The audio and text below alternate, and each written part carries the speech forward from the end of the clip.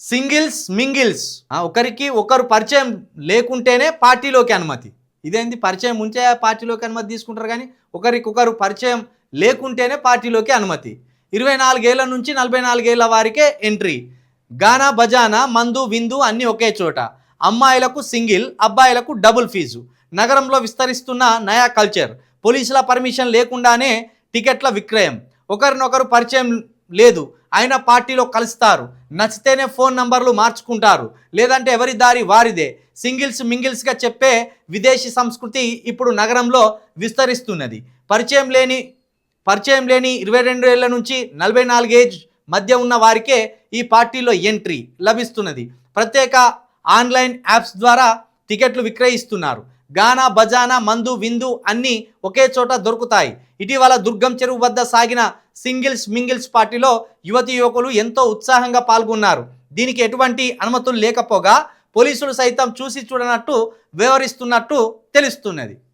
ఈ culture already ఎప్పుడో పెరిగిపోయింది.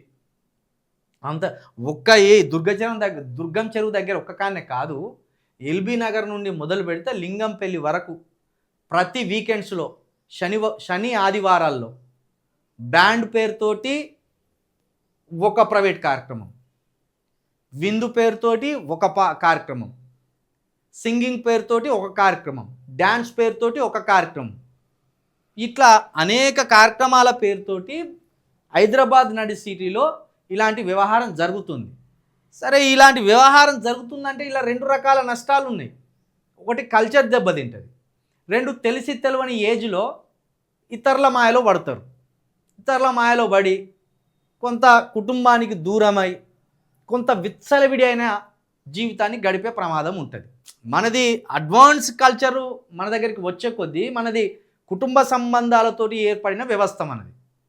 ఇదంతా మోడర్న్ కల్చర్.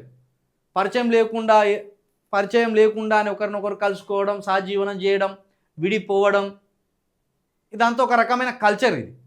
కాబట్టి మనది కుటుంబ వ్యవస్థ. మరి ఈ కుటుంబ వ్యవస్థలోకి వెర్రిపోకట్లు వచ్చి పడడం వల్ల మొత్తం సమాజమే డిస్టర్బ్ అవుతుంది. ప్రేమించుకొని పెళ్లి చేసుకోవడం వేరు, ఇదొక వెర్రి కల్చర్. మరి దీన్ని ప్రభుత్వం అడ్డుకట్ట వేయకుండా, అనుమతులు ఇవ్వకుండానే ఇంత వెర్రిపోకట్లు పోతానంటే ఇది స్వేచ్ఛ అనుకోవాలా, వెర్రితనం అనుకోవాలా? హైదరాబాద్లో ప్రతి అడ్డాలో ఉన్నది ఇది. బేగంపేటలో కూడా ఉన్నది ఇది. పంజాగుట్లో కూడా ఉన్నది. ఎల్బీ నగర్లో కూడా ఉన్నది. ఓన్లీ అక్కడ దుర్గం చెరువు దగ్గర అంటే సరైనది కాదు. హైదరాబాదు నలుదిక్కులా ఈ సంస్కృతి విస్తరిస్తూ ఉన్నది.